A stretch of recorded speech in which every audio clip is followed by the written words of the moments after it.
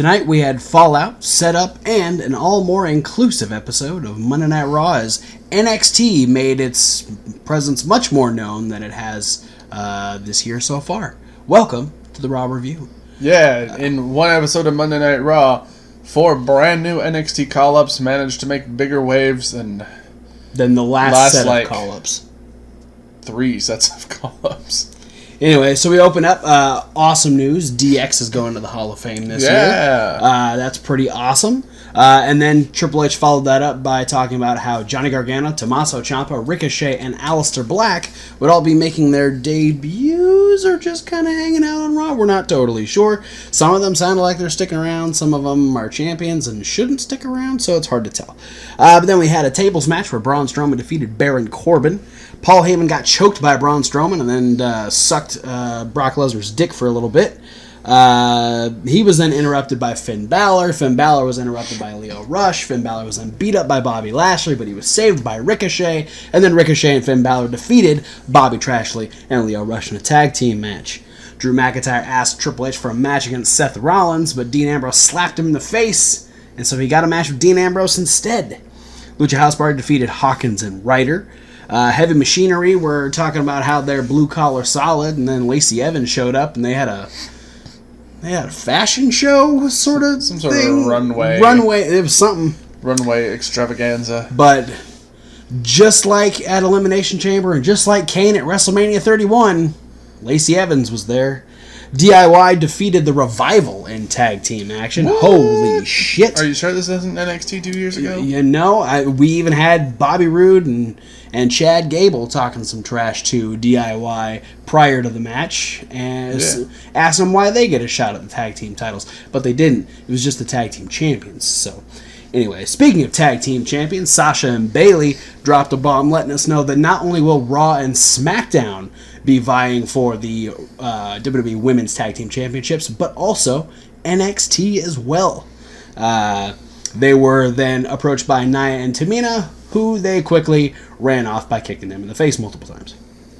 Drew McIntyre defeated Dean Ambrose and hit him so hard that apparently he forgot that he hated Seth Rollins, because Seth Rollins was cutting a promo and Dean's like, dude, where were you out there? And Seth's like, are you kidding me right now? Like, get away from me. And then Dean's like, Aleister Black defeated Elias, and in the main event, Ronda Rousey once again retained the Raw Women's Championship against Ruby Riott. Robbie K, what'd you like about Raw? A lot of different things. This was a decent Raw. Yeah, right.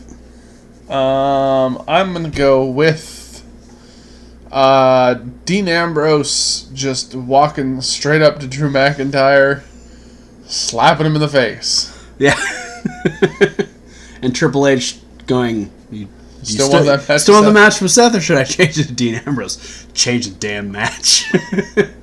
Drew McIntyre changed on a dime.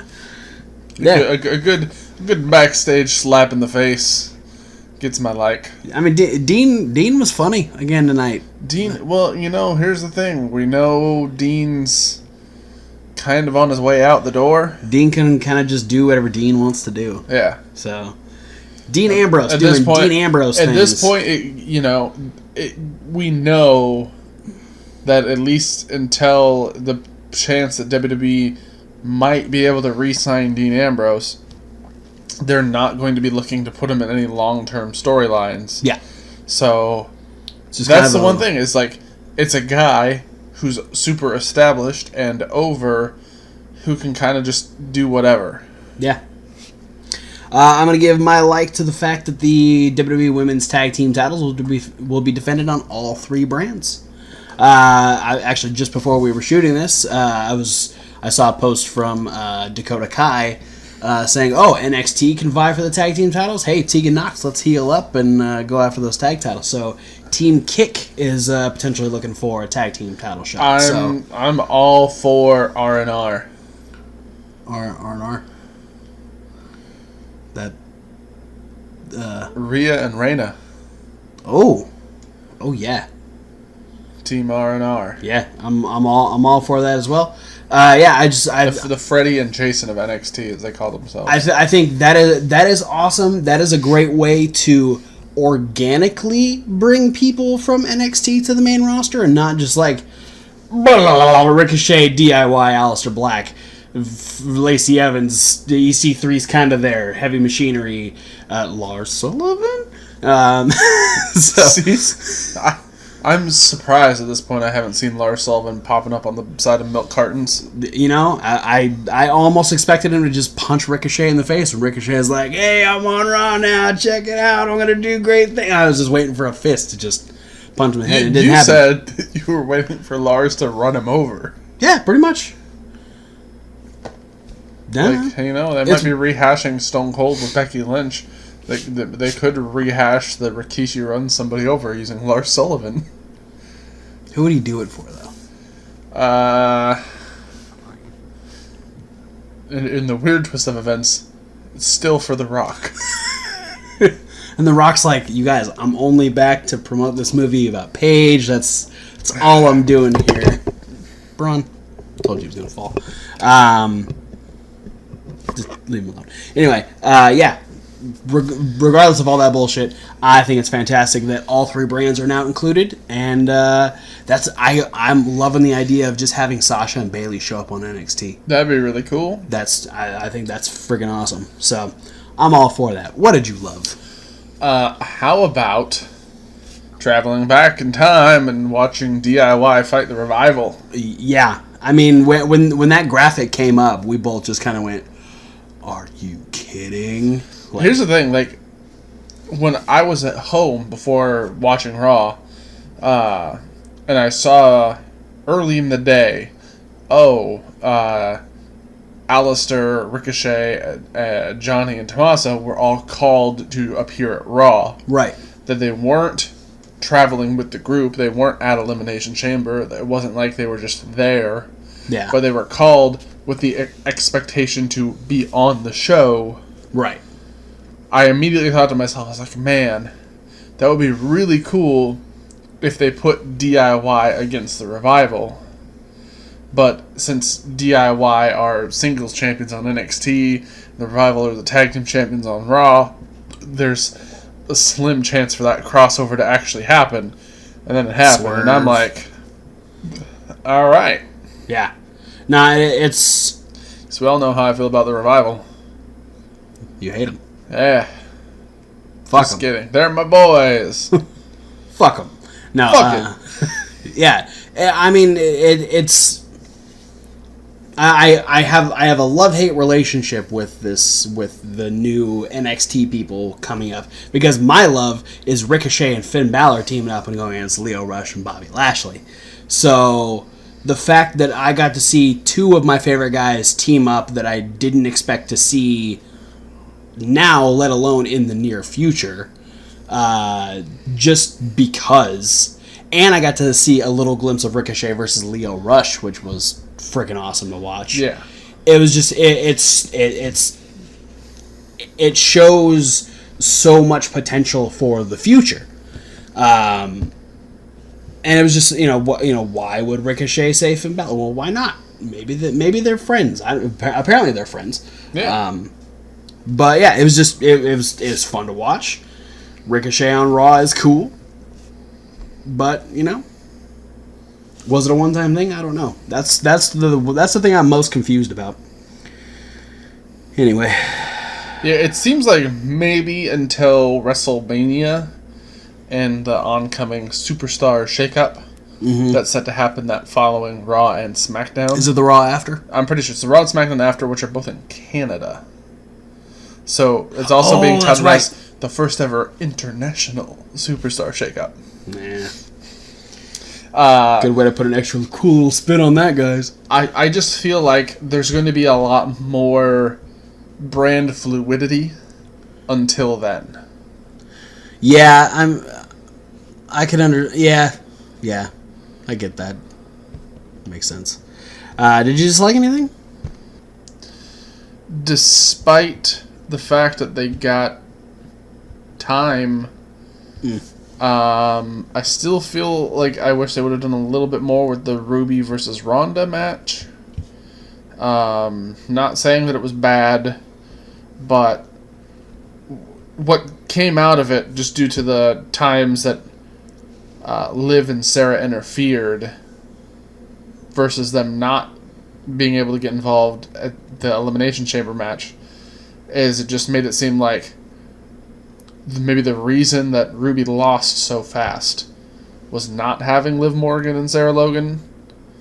Yeah. And well, that's just like... I think that's always kind of the shtick with leaders of groups. It's like, if you sometimes the leaders rely on their cohorts so much that going into a singles match against someone like Ronda Rousey, who has been a dominant champion, who has been champion for a very long time, makes it difficult for said leader to win a match by themselves in that particular situation. But yeah, I feel like we talked about it on our Elimination Chamber review. No one should be losing that quickly to Ronda Rousey. Yeah. Because no one has lost that quickly to Ronda Rousey except for a handful of people on a Raw. Yeah, and it's just like, we know just through what she did on NXT and other matches she's had on Raw that Ruby Riott has had awesome singles matches against a numerous number of people. Absolutely. And, just for that to kind of be like, oh... And I think that's what it was, is they put this match back on Raw to be like, oh... people didn't like that Ronda won a match in 2 minutes. Shocker, I guess, but I don't know. I think that they had other reasons to do it, because like I said, like that's Ronda's thing. Is like, she doesn't win at a pay-per-view and not show up the next night. She's ready to fight the next night on Raw, and so it was just, hey, Ruby says she got. She didn't have a chance, so she gets another chance, and then Ronda beats her again. But anyway, it was a better match, at least. Yeah. I don't necessarily, like I said, I'm not trying to dislike anything, but I don't appreciate them throwing so many people on the roster. Like, okay, here's the thing. Lacey Evans has had one televised match on the main roster. Yeah, if you don't count Superstars. Main event. Main event. I don't count it. I don't count it because I can't remember the name exactly. of the show. I don't count it because it's only on digital platforms. It's no one ever talks about it on Raw, no one ever talks about it on SmackDown. It is just an extra thing you can watch on the network. NXT counts as a show because people actually talk about it, hence the fact that we had so many NXT people on the show tonight. But Lacey Evans has had one match. She has been in the Royal Rumble, and that is it.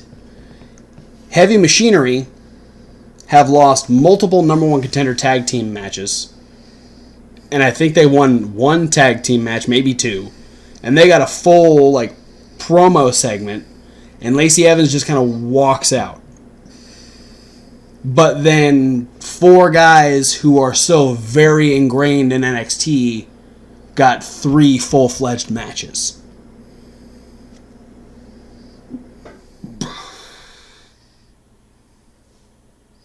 Don't give me stuff that isn't going to stick around. I want the stuff that's happening on Raw. That's what I'm watching Raw for. I'm not watching Raw for, hey, look what we're going to give you for a one-time only type of thing. That defeats the purpose of having Monday Night Raw. That defeats the purpose of the storylines of Monday Night Raw. Did we further any storylines on Raw? Not really. Not a whole lot. We had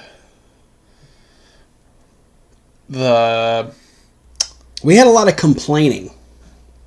Yeah, really the only thing that happened that was contingent with what was happening beforehand was Corbin versus Braun. Yeah. And Leo and Trashley got back together. But yeah, other than that, we're supposed to be building towards WrestleMania, and you gave me NXT, which I'm glad you gave me NXT, but I don't watch Monday Night Raw for NXT. That's why I watch NXT. The problem with Raw is that you don't do enough with Raw, and here you did even less with Raw. Yeah, I think what happened was they were like, oh, let's pull up these guys and let's have this thing. And then they pulled them up and they're like, well, this is weird because we pulled these guys up, but none of these were top people. And so the writers had no idea what to do with a bunch of mid-carders from NXT. Yeah, the Heavy Machinery hadn't won titles. EC3 had barely done anything. Lars Sullivan disappeared, and Lacey Evans really hadn't had that much time on NXT as well. Yeah, the only real established person who came up in that group was Nikki Cross. Yeah, and she's barely been on. Yeah. She was randomly in a team with Alicia Fox to qualify for the Elimination Chamber, and they didn't. So I think what this was, and a lot of it, and here's another part that I didn't quite understand so much, is they banked a lot on the fact that they were saying so heavily that these 4 guys were noticed by a majority of the WWE Universe thanks to the halftime heat. That is bullshit. And on top of that, I love all 4 of the guys that were there. And I have no problem with them like if this was a thing where like every week we're gonna get a new couple of NXT guys just to see an NXT showcase, if you will, that's not a bad idea. But the problem was none of these guys really got major reactions when they came out. Yeah, it was all very mild reactions. It was like, "Hey, here's the Revival, who not everybody totally loves, but they're going against DIY, which okay, that's cool. Hey, it's Finn, cool. Ricochet, Elias, cool. Alistair, like they were afterthoughts compared to the majority of who they were in the ring with. Yeah, and that's attributed just to the fact that the network isn't watched by as many people as the regular cable television shows. Yeah. That and a little bit of the thunder was taken away by all of them being announced right out the beginning of the show. Oh, yeah. If they had just come out, they probably would have got better reactions. Yeah. That being said, it was cool to see them. I'm wondering if they will show up on SmackDown. Or if we'll get different ones. Yeah, or will there be 4 or 3 or however many completely different people on SmackDown? Yeah, like I said, if we're going to start doing NXT showcases on Raw and SmackDown, I'm fine with that. Who would you put on SmackDown tomorrow night? Or tonight when you're watching this? I would do Velveteen. Do like a Velveteen versus Daniel Bryan situation.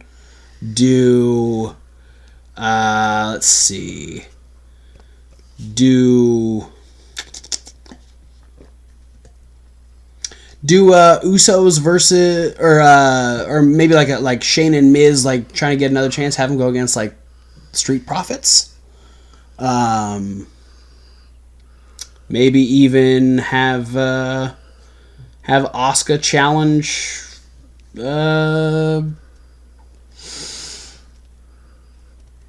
not Bianca. Shayna. No, not Shayna. I wouldn't go champion versus champion. Well, maybe. I don't know. Yeah. Yeah, sure. We'll go Shayna and Asuka. You have the out there. Yeah. Because you have champion versus champion, and neither of them have to look weak, because you could have Jessamine and Marina interfere on behalf of Shayna to either make her win or get her disqualified. Yeah. Fair enough. But we'll have to wait until SmackDown for that. Yeah.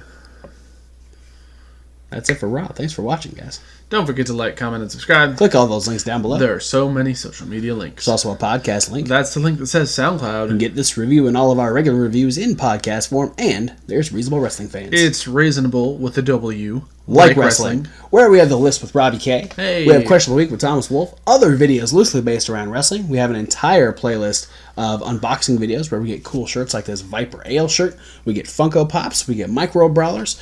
We get Braun who falls all over the place. We also have an entire playlist with a brand new video attached. It is the Punishment playlist.